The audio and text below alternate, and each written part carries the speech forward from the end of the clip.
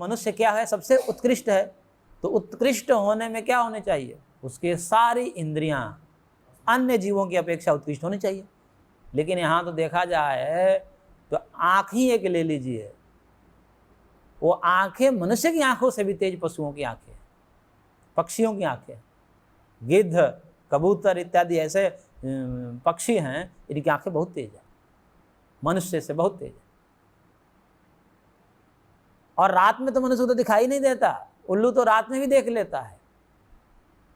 और उल्लू तो छोड़ दीजिए, निशाचर जीव हैं, सामान्य रूप से बिल्ली, कुत्ते इत्यादि भी रात में हमसे ज्यादा देख लेते हैं, अंधेरे में भी उनकी दृष्टि पारखी होती है। तो आंखों के दृष्टिकोण से देखें तो हमारी इंद्रियां कहाँ विकसित है, पशुओं की अपेक्षा से विकसित नहीं। नासिका की दृष्टि से देखें तो नासिका तो चींटी की हमसे ज्यादा है, कहाँ रखी हुई है मीठा उसको गंधा जाता है और वहां पहुंच जाती है। तो नासिका तो हमारे जो है ना चींटी से भी गए गुजरा है, हम नजदीक लाकर सूंघते हैं तब पता चलता है, वो कहाँ से पता चल जाता है, उसको यहाँ गुड़ रखा हुआ है और लाइन लगा देती है वहां से। ऐसे कुत्ता इत्यादि भी, कुत्ते की भी गंधे सूंघने की शक्ति ज्यादा होती है मनुष्यों से, सुनने की शक्ति भी ज्यादा होती है, वो सूक्ष्म और बारीक चीजों को भी सुन। इसलिए कई बार ऐसा देखा गया कि भूकंप आने से पहले पशु पक्षी पहले ही हलचल में आ गए, पहले हलचल में आ गए। कुत्ता है भागने लगा, पक्षियां हैं उड़ने लगी, और उसके तुरंत बाद फिर भूकंप आया, तब मनुष्य को पता चला। मनुष्य को वो चीज सुनाई नहीं, उनको सुनाई दे दिया, क्योंकि वो जो कंपन है वो उस सूक्ष्म कंपन को भी सुन लिया। तो उनकी कानें हमसे भी तेज है। तो सूंघने की शक्ति, सुनने की शक्ति, देखने की शक्ति, ये सब जो है मनुष्य की अपेक्षा से पशु पक्षियों में अधिक है। तो कैसे हम कह सकते हैं कि जो है मनुष्य सर्वोत्कृष्ट है विकास होते हुए, यानी कि विकास की चरमावस्था मनुष्य है, तो इंद्रियों के विकास की भी चरमावस्था मनुष्य होना चाहिए। परंतु यहाँ पर तो मनुष्य की इंद्रियां अन्य जीवों की अपेक्षा से निकृष्ट कोटि का है। बुद्धि को छोड़कर, बुद्धि के कारण मननात् मनुष्य, इसीलिए कहा था कि मनन करने के कारण इसको मनुष्य कहा गया, क्योंकि बुद्धि शक्ति है, मनन शक्ति इसमें ज्यादा है औरों की अपेक्षा से, इसलिए मनुष्य की प्रधानता है। बाकी इंद्रियों के दृष्टिकोण से नहीं है, बल के दृष्टिकोण से नहीं है, बलवान तो इसे भी ज्यादा है जीव। तो इसलिए हमारी आंखें की देखने की क्षमता सीमित है, इसलिए वो सीमित ही देख पाते हैं। तो इन सीमित चक्षुओं से उन सूक्ष्म चीजों को नहीं देखा जा सकता, उसके लिए दिव्य, जैसे सूक्ष्मदर्शी आदि लगा करके भी देखते हैं, इन आंखों के ऊपर भी एक आंखें लगाते हैं ना लेंस, तब जाकर उसको देख पाते हैं। अभी तक जो प्राप्त है उसके आधार पर ये कहते हैं कि इतना, अभी उसको भी और बढ़ाया जा सकता है, ऐसे भी लेंस बनाए कि उससे भी ज्यादा सूक्ष्म चीजों को देखा जा सके। लेकिन वहां भी सीमा होगी, एक सीमा तक जाकर के सारे यंत्र परिसमाप्त हो जाएंगे, भाई अभी से सूक्ष्म चीज यंत्र नहीं देख सकते। लेकिन वहीं से सृष्टि खत्म नहीं हो जाती, उसके आगे भी सृष्टि है, उससे भी सूक्ष्म है। तो वह तो जो है दिव्य दृष्टि से ही देखा जा सकता है, उसको आगे भगवान कहेंगे। तो इसलिए भगवान ने कहा कि बहुनिया दृष्ट पूर्वाणी पश्य आश्चर्याणि भारत, ये सब आश्चर्य वाले हैं, देखो कभी नहीं देखे गए हैं ये सब, इसलिए कभी ना देखे जाने वाले ऐसे ये आदित्य हैं, रुद्र हैं, अश्विनी कुमार है, मरुतगण हैं, ये बहुत बहुत हैं, और ये पहले कभी नहीं देखे गए हैं। ऐसे आश्चर्य रूपों को तुम पश्य देखो। और कैसे देखो, तो कह रहे हैं कि ईहैकस्थं जगत कृत्स्नं पश्याद्य सचराचरं मम देहे गुडाकेश यच्चान्य द्रष्टुमिच्छसि। भगवान कह रहे हैं कि ये कैसे देखो, यानी कि मेरे ही शरीर में देखोगे तुम, लेकिन हे गुडाकेश, अर्जुन का संबोधन है, आद्य यह मम देह है, यही इसी मेरे देह में, मैं अपने स्वरूप का विस्तार कर चुका हूं, देखो तुम इस मेरे देह में एकस्थ, एक जगह में, क्योंकि पिछले अध्याय के अंतिम श्लोक में भगवान क्या कहा, एकांशेन स्थितो जगत, एक ही अंश में, क्योंकि भगवान का विराट शरीर है, उस विराट शरीर में पूरे में जगत नहीं है, किसी एक जगह जगत है, ये पूरा जगत जो हमारे लिए अनंत है। तो हमारे लिए जो अनंत जगत को भगवान करें कि मेरे शरीर में के किसी एक कोने में देखो, एक स्थल में, एक देश में देखो, एक स्थम, तो मम देह एकस्थम, मेरे देह में एक ही स्थान में देखो। एक ही स्थान का मतलब किसी एक सीमित स्थान में। जैसे मान लीजिए कि अब हमारा पूरा शरीर हो गया तो कहीं हृदय प्रदेश में पूरे देश जगत को देख लिया है, या नाभि प्रदेश, किसी एक प्रदेश की परिकल्पना कर लीजिए, उस एक प्रदेश में ही पूरे जगत को भगवान ने दिखा दिया। तो कह रहे कि एक ही देश में, मेरे पूरे देश में नहीं है, क्योंकि अतो ज्यायांश पुरुष, भगवान तो इस जगत से भी बड़े हैं, विराट हैं। तो सचराचरम, ये चर अचर सहित पूरा जगत, कृत्स्नम जगत, अतिरिक्त संपूर्ण जगत, संपूर्ण जगत, अखिल कोटि ब्रह्मांड जो है, भगवान कह रहे हैं कि देखो, कृत्स्नम जगत पश्य। ये प्रारंभ में ही ऐसा वर्णन आता है कि भगवान ने प्रारंभ में अपनी माता को भी दिखाया था, मिट्टी खाते समय वो मुख में दिखा दिया था, वो डर गई थी, लेकिन इस प्रकार से विराट रूप नहीं दिखाया, तो थोड़े से में। तो कह रहे हैं कि सचराचरम कृत्स्नम जगत पश्य अन्यथ यद द्रष्टुम इच्छसि, और कह रहे हैं कि यही नहीं, तुम जो चाहो सो देख लो इसमें। यानी कि अब ऐसे रिमोट अब तुम्हारे हाथ में देने जा रहा हूँ। भगवान कृपा जब करते हैं भक्त पर तो सब दे देते हैं कि लो चलाओ तुम, ऐसा जो चीज कहना चाहो, देखना चाहो, करना चाहो, इसे कर सकते हो। इस प्रकार के पावरफुल बना देते हैं भगवान। तो भगवान अपने जैसा बना देते हैं, इसलिए अब कह रहे हैं कि देखना, लेकिन संभाल करके। क्या देखना है तुम्हारे लिए, क्या जरूरी है वही देखना, नहीं तो पागल हो जाओगे। क्योंकि भगवान की माया शक्ति इतनी है कि सामान्य व्यक्ति सब कुछ देख ले तो पागल हो जाएगा। सब चीज देख लेना एक नहीं होती। इसलिए कह रहे कि अन्यच्च द्रष्टुम इच्छसि, अन्य भी तुम जो देखना चाहो। भगवान संकेत किधर कर रहे हैं? भगवान संकेत इधर कर रहे हैं कि अर्जुन को एक संदेह था, द्वितीय अध्याय में भी कह दिया था, यद्वा जयेम यदि वा नो जयेयुः, कि पता ना इस युद्ध में कौन जीतेगा कौन हारेगा। हम लोग जीतेंगे कि वो लोग हमको जीत लेंगे, ये कोई नहीं जानता, लेकिन पाप तो हो ही जाएगा। ये एक संशय था अर्जुन के अंदर। तो कह रहे हैं कि वो भी तुम जो है भविष्य भी देख सकते हो इसमें, कि आगे क्या होने वाला है, कौन जीतने वाला है, वो सब देख सकते हो तुम। कौन मरेगा, किसके हाथ मरेगा, सब देख लो इसमें। तो जो कुछ भी अन्य द्रष्टुम इच्छा से, जो कुछ भी अपने देखने की तुम्हें इच्छा और है इसके अतिरिक्त, क्योंकि ये सब चीजें तो भगवान का कि सब देखो, आदित्यों को देखो, रुद्रों को देखो, वसुओं को देखो, इनके अतिरिक्त भी जो कुछ देखना चाहो सब देखो। तुम बस आदेश करो, अपने आप सब तुमको दिख जाएगा। तो यच्चान्य द्रष्टुम इच्छसि, और भी कुछ देखने की इच्छा है तो वो भी तुम देख सकते हो। तो इतना कहने के बाद भगवान एक बात तो भूल ही गए। उन्होंने कह तो दिया कि पश्य में पार्थ रूपाणी शतस्वत सहस्त्र, मेरे इस रूपों को देखो, अब सूक्ष्म सृष्टि को देखो, लेकिन भूल गए भगवान कि ये तो चर्म चक्षु वाला है, कैसे देख पाएगा, इन आंखों से कैसे देख पाएगा। भगवान ने बोल तो दिया कि इन चीजों को देखो, अब लेकिन दिखाई कैसे देगा उसको। तब वो कह रहे हैं भगवान कि न तो माम शक्य से द्रष्टुम अनेनैव स्वचक्षुषा दिव्यम ददामि ते चक्षुः पश्यमे योगमैश्वरम।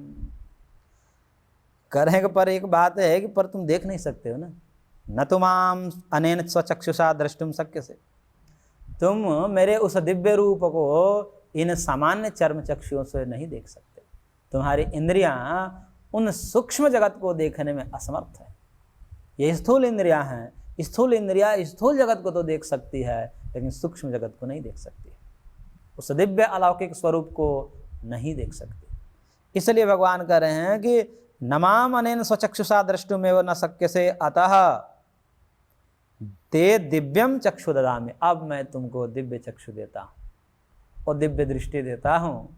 उस दिव्य दृष्टि से तुम देख सकते हो, सामान्य दृष्टि से नहीं देखा जा सकता है।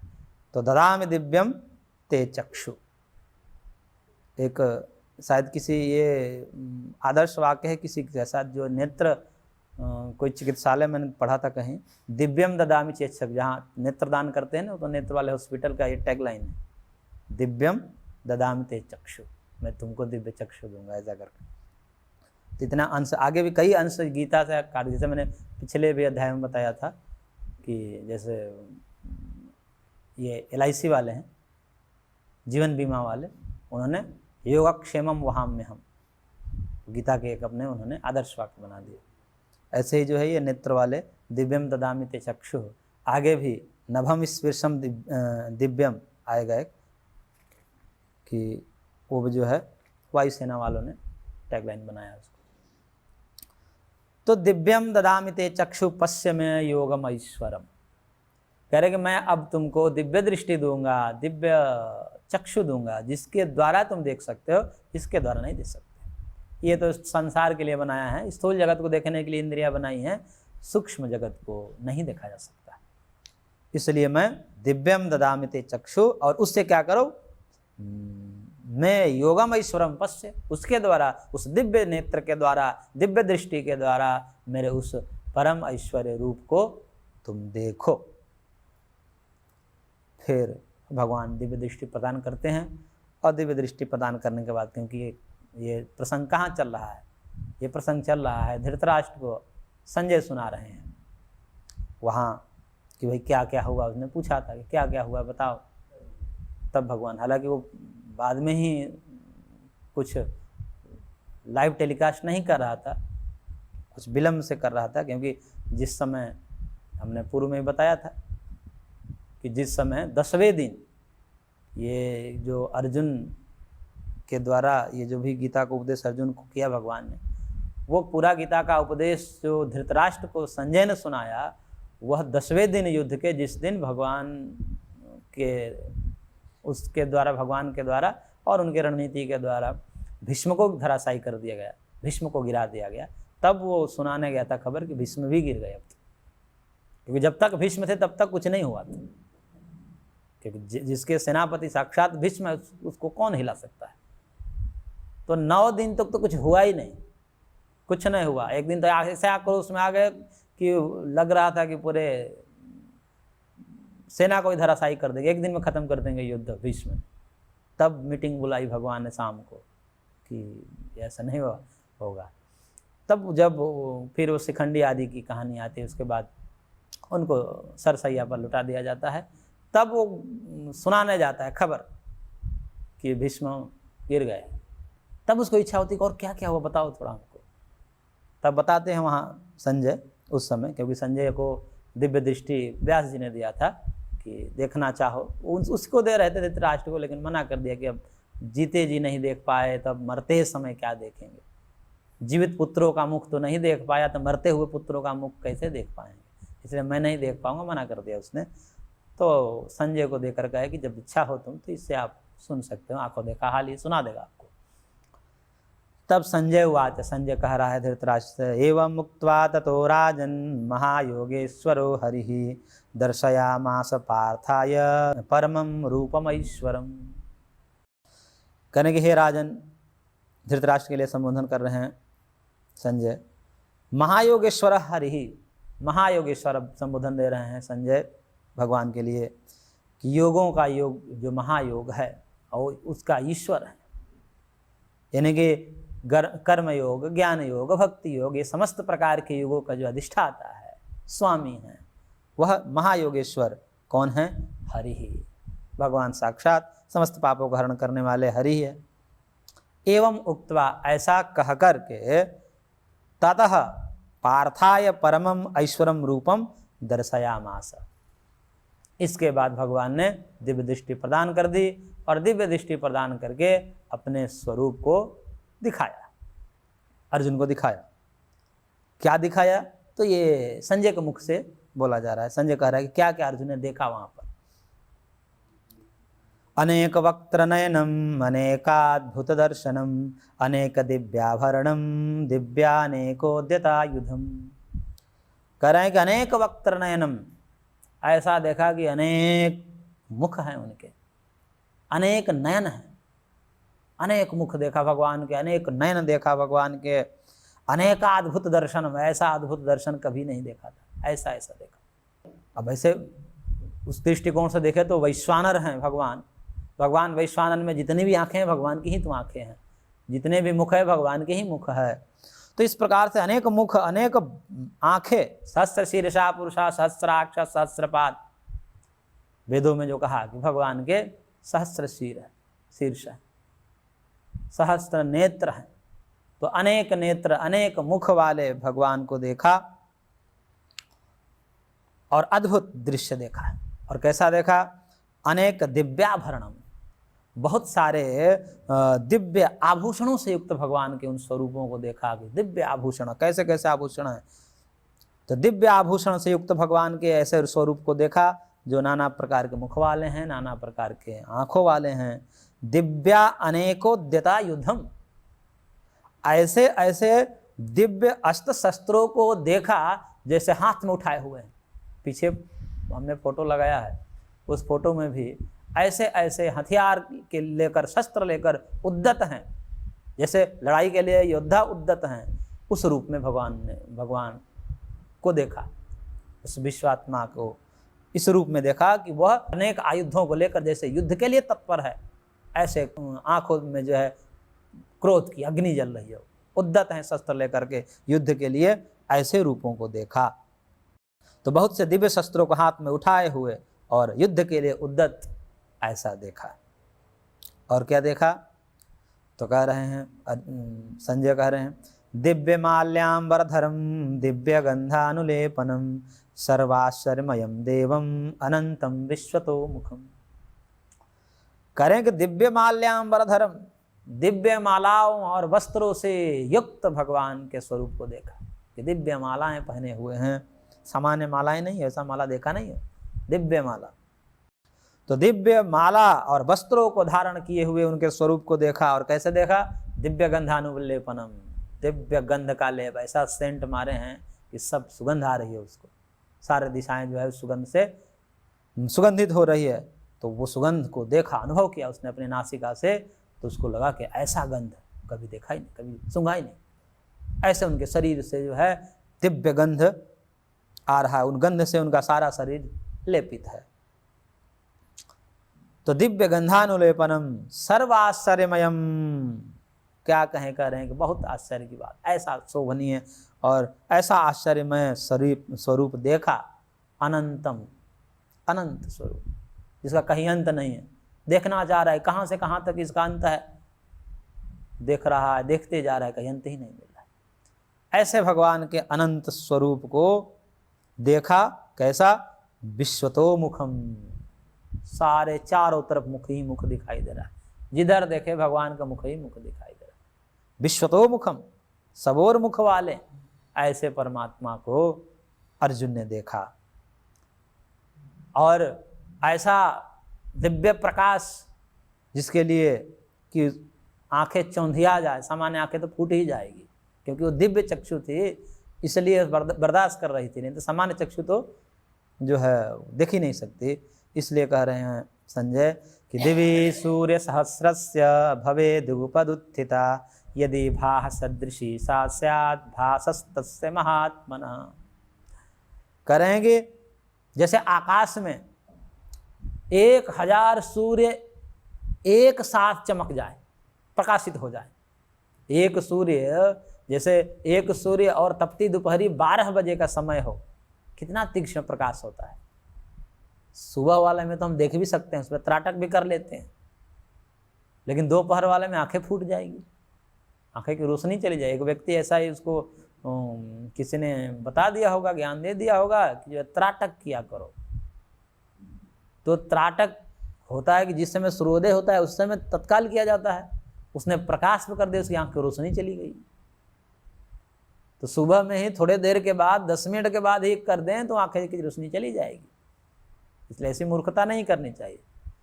तो दोपहर में देख ले तो आंखें फूट ही जाएगी। वैसे एक योगी थे, वो गुरुदेव बता रहे कि वो जो है दोपहर में कर लेते थे। अब वो अभ्यास कितनों जन्म का होगा, ऐसे योगी अपवाद हैं, उनकी नकल नहीं करनी चाहिए, नहीं तो आंखें फूट जाएंगी।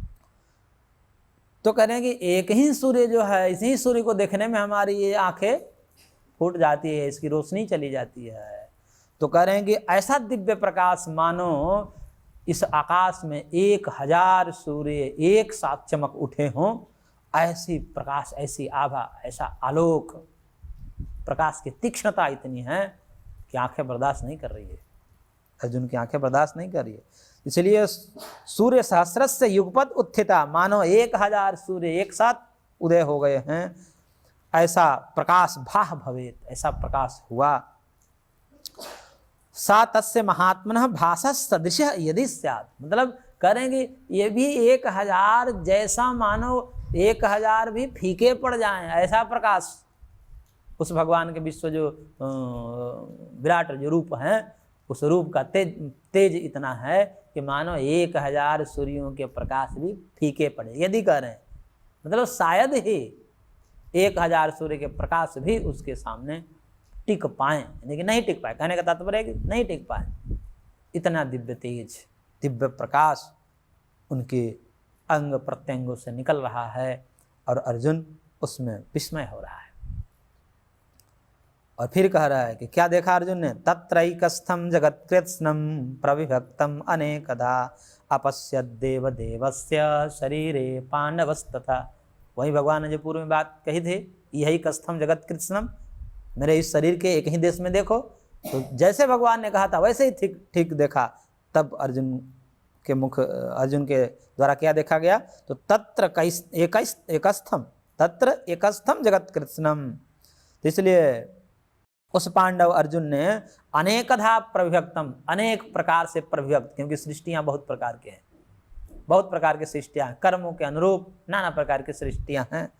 उन अनेक प्रकार की प्रविभक्त यानी कि अलग अलग देखा, एक में मिश्रित नहीं, कहीं कुछ कहीं कुछ कहीं कुछ, अलग अलग लोकांतर देखा और विभक्त करके अलग अलग देखा। कृत्स्नम, संपूर्ण जगत को देखा, जितना देख पाए उसने उतना ही संपूर्ण को देखा। तो देवदेवस्य तत्र शरीरे एकस्थम अपश्यत्, उस देवों के देव जो महादेव हैं भगवान, उन भगवान के विश्व रूप में, विराट रूप में, उनके शरीर में, उस विराट शरीर में कहीं एक जगह ही देखा, यानी कि उनका शरीर का और विस्तार देखा, किससे अतिरिक्त भी उनका शरीर का विस्तार है, कहीं अंत ही नहीं लग रहा है। और उन शरीर के कहीं एक जगह पर ही संपूर्ण जगत को देख लिया। जैसे भगवान ने कहा था ठीक वैसे ही देखा। और ये देख करके फिर अर्जुन विस्मय हो जाता है उसको, और क्या कह रहा है, ततः स विस्मयाविष्टो हृष्टरोमा धनंजयः प्रणम्य शिरसा देवं कृतांजलिरभाषत। उसके अनंतर ततः स विस्मयाविष्ट हृष्टरोमा, उसके बाद जो है जैसे भगवान ने सब दिखाया, दिव्य प्रकाश आभा वाला दिव्य विराट स्वरूप दिखाया, तो अर्जुन आश्चर्यचकित हो जाता है, विस्मयाविष्ट, विस्मय से युक्त हो जाता है, आश्चर्य से युक्त हो जाता है। क्या है, अब तक तो हमने देखा था ये तो अलग ही दुनिया है। हृष्ट रोमा धनंजय, वह अर्जुन का रोम हर्षित हो गया, रोम हर्ष हो गया, पुलकित हो गया, उसका शरीर गदगद हो गया। सामान्य अधिकारी कहते हैं कि भीत हो जाता है, आगे भगवान कहेंगे। मध्यम अधिकारी जो होता है तो हल्का विस्मय में आता है, अर्जुन यहाँ पर मध्यम अधिकारी की भूमिका में है, तो थोड़ा विस्मय आश्चर्य हो रहा है। लेकिन जो उत्तमाधिकारी हैं वो भगवान के ऐसे दिव्य स्वरूप देख करके हर्षित होते हैं, आनंदित होते हैं। तो मध्यम है इसलिए हृष्ट तो हो रहा है, लेकिन आगे डरेगा भी, इसलिए मध्यम अधिकारी माना जाता है अर्जुन को कि मध्यम अधिकारी है। उत्तम अधिकारी जैसे ऋषिगण होते हैं वह तो आनंदित होते हैं, भगवान के ऐसे रूप देखो, डरते नहीं हैं। सामान्य व्यक्ति जो अधम अधिकारी होता है, सामान्य अधिकारी तो डर ही जाएगा, आँख ही बंद कर देगा ऐसे रूप भयानक दृश्य को देख कर। तो यहाँ आश्चर्य में हुआ और थोड़ा सा पुलकित हुआ, उसका शरीर रोम हर्ष हुआ, पुलकित हुआ, और ऐसे परमात्मा को देख करके शीर्षा प्रणम्य, सिर को नवा करके झुका करके प्रणाम करता है, और कृतांजलि भाषत, हाथ को करबद्ध करके कहता है, बोलता है, हाथ जोड़ लिया भगवान से के आगे और कहता है, अर्जुन वाच, क्या अर्जुन कहता है, पश्यामि देवांस्तव देव देहे सर्वांस तथा भूत विशेष संघान ब्रह्मांडमीशं कमलासनस्थं ऋषिश्च सर्वानुरगांश्च दिव्यान्। अर्जुन हाथ जोड़कर बोल रहा है, हे देव, तव देहे सर्वान् देवान् तथा भूत विशेष संघान।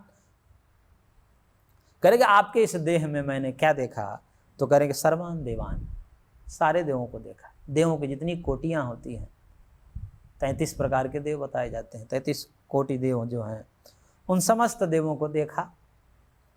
और तथा भूत विशेष संघान, भिन्न भिन्न भूतों के विशेष समुदाय को भी देखा, संघ को देखा, भिन्न भिन्न प्राणियों के समुदाय जगत को देखा। और उसमें क्या देखा? तो कह रहे कि ईशम कमलासनस्थम, एक इन सबका स्वामी प्रजापति, सबका स्वामी ईश नियंता एक ब्रह्मा जी को भी देखा। क्या देखा? कैसे हैं वो? कमलासनस्थम, कमल पर स्थित विराजमान उस दिव्य ब्रह्मांडम, ब्रह्मा को देखा। ब्रह्मा जी को भी देखा कि जो है कमल पर विराजमान ब्रह्मा, जो सबके ईश हैं, सबके नियंता हैं, ब्रह्मा जी ही आदि सृष्टि करते हैं। तो उन ब्रह्मा को भी देखा जो कमल पर विराजमान हैं। और केवल उन्हीं को नहीं देखा, सर्वान ऋषिंश, सब ऋषियों को देखा। जितने भी वशिष्ठ आदि ऋषि हैं उन सब ऋषियों को देखा। और दिव्यान उरगान, दिव्य सर्पों को देखा। वासुकी आदि जितने सर्प हैं उन सर्पों को भी देखा। मैं पश्यामी, ऐसा देख रहा हूँ। अर्जुन कह रहा है लाइव देख रहा हूँ वहाँ पर। तो कह रहा है कि मैं आपके शरीर में क्या क्या देख रहा हूँ, ये सब देख रहा हूँ। देवताओं को देख रहा हूँ, जीवों के विभिन्न समुदाय को, संघ को देख रहा हूँ, प्रजापति ब्रह्मा को देख रहा हूँ, वशिष्ठ आदि ऋषियों को देख रहा हूँ, और दिव्य वासुकी आदि सर्पों को देख रहा हूँ। और आगे क्या देख रहा हूँ? तो अनेक बाहूदर वक्त्र नेत्रम पश्यामि त्वां सर्वतोऽनंत रूपम, नान्तं न मध्यम न पुनस्तवादिम पश्यामि विश्वेश्वर विश्वरूपम। करें कि हे विश्वेश्वर, हे संपूर्ण विश्व के स्वामी, त्वाम अनेक बाहु उदर वक्त्र नेत्रम, आपके इतने बाह देख रहे हैं, हाथ देख रहे हैं, अनेक हाथ आपके देख रहे हैं, अनेक उदर देख रहे हैं, अनेक उदर, पेट, ऐसा देख ले कोई शरीर अनेक पेट वाला, एक पेट वाला, उसी में जो है बड़े पेट वाला कभी कभी मनुष्य को देख लेते हैं तो डर लगता है कि जी कैसा रहा है, राक्षस जैसा, बड़ा भयंकर विशाल पेट हो, उसी को देखकर आश्चर्य होता है। तो कह रहेगा अनेक उदर वाला कोई मनुष्य दिख जाए, जिसके अनेक उदर हो, पेट हो, अनेक बाहु हो, अनेक वक्त्र मुख हो, ऐसा कोई व्यक्ति को देख ले कैसा आश्चर्य होगा, डर भी लगेगा, आश्चर्य भी होगा।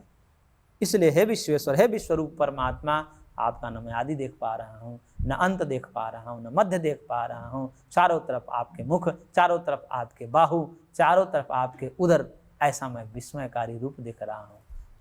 तो इस प्रकार से अर्जुन भगवान के विराट रूप का दर्शन कर रहा है। इस रूप का दर्शन आगे हम और करेंगे। आज ही कक्षा को हम यहीं पर विराम देते हैं, शेष अगले अंक में।